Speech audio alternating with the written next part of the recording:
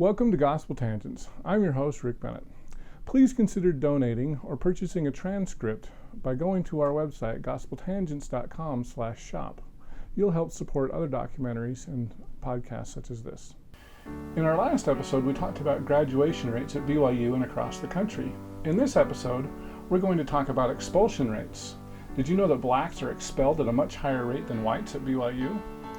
A lot of this has to do with the honor code. Are there things that the church could do, especially with non-LDS athletes, that will help them with the honor code? Let's listen in on our conversation. You know, one of the points you made in your book that I wanted to talk about was, especially with the black athletes, because typically a lot of them are not LDS, and the honor code. So in your book you mentioned that the honor code is kind of downplayed, and then it almost feels like it's sprung on these guys. And the one thing that some of the black athletes at BYU have said, shouldn't they be more lenient instead of less? But on the other hand, they're the ones with the higher expulsion rate.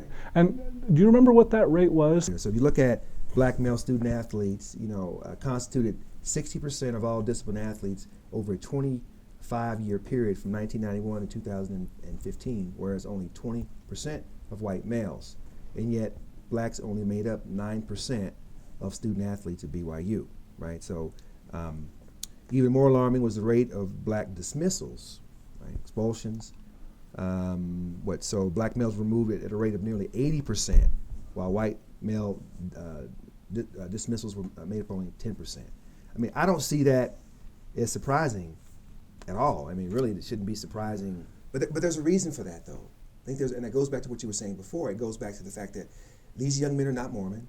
They don't have they don't know the rules. They don't understand the rules. They don't understand that the honor code is not just a code. It's theology. It's Mormon theology in a code, right? It's what the honor code for Mormon students is kind of like, I do it already. I mean, it's not like, you know what I'm saying? They don't have to think about that. Most Mormon students don't. But black students, they don't have that. They already come primed. By the time they get here, I would imagine most of them have had sexual encounters by the time they get here. By the time they get here, I would imagine most of them have drank. They probably smoked. They probably done a lot of things that they wouldn't do here, that they wouldn't have access to here. And then they lived a life that is significant or synonymous with someone who lives in poverty or someone who lives in a low-income community. That's their worldview.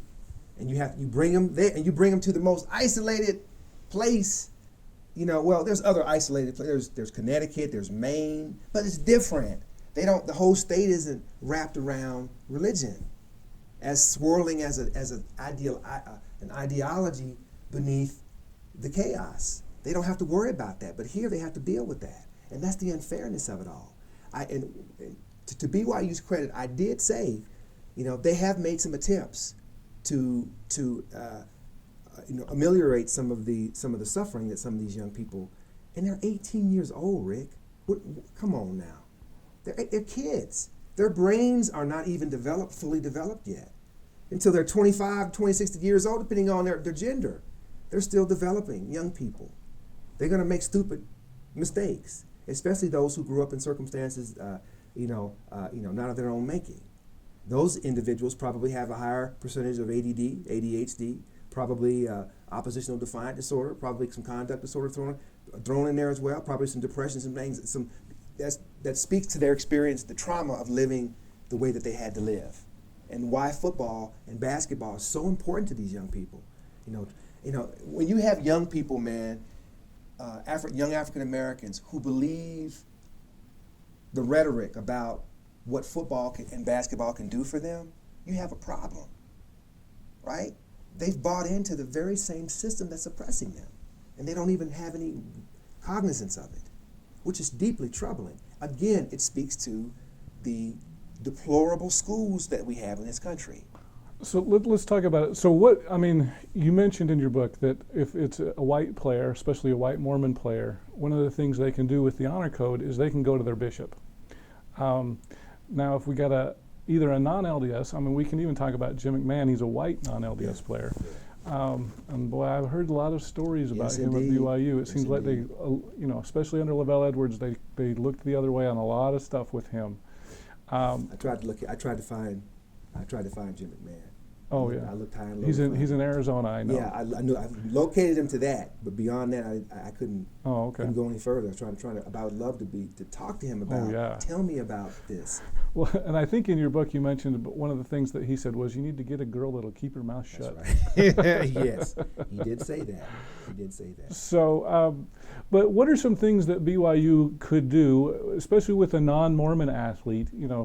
They're not going to have a bishop. Would it be a good idea for them to get maybe another denominational leader to counsel them to go through this same process that LDS athletes would go through? Is that a good idea? That's a fantastic idea. They having an outside party do it. Right now they have a gentleman on campus that's doing it. So he's sort of the liaison. His name is Jim Slaughter. Jim's a great guy. So I know Jim personally. He's a great guy, a good guy. He gets it, right? But so much, his hands are tied much of the time in terms of what he really can do to help. And I'm not necessarily sure if Jim is the right person for it, simply because he doesn't necessarily relate to these young men.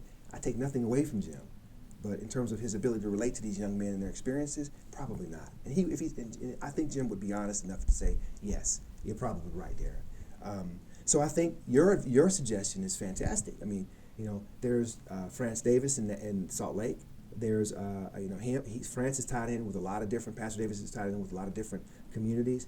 He could even probably dispatch someone to Provo if need be to serve as a sort of an ombudsman for these young men and players if they sort of run afoul of the honor code system. So these are things that should have been thought of before they came here, right? Before these young men came here. And on the other hand, it seems like, well, you don't have a bishop, so there's no appeal process, and so we're just going to kick you off the team. Exactly. Whereas the white athlete, and it makes sense, it makes sense. The white athlete has the repentance process that they can initiate, right? Almost immediately.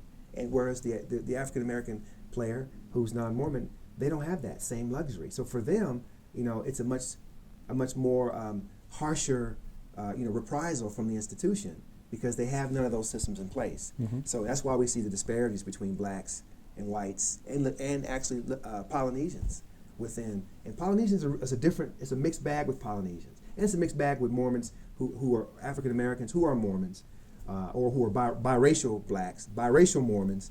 There's differences too in terms of how justice is meted out with them as well by church leaders. So it depends. It totally depends. Mm-hmm. But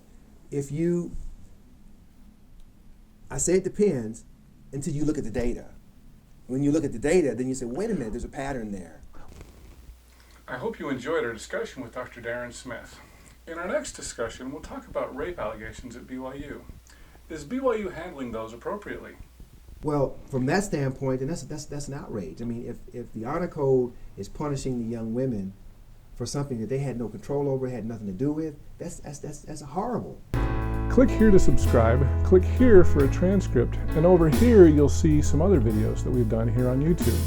We hope you'll use this as a valuable resource to learn more about Mormon history.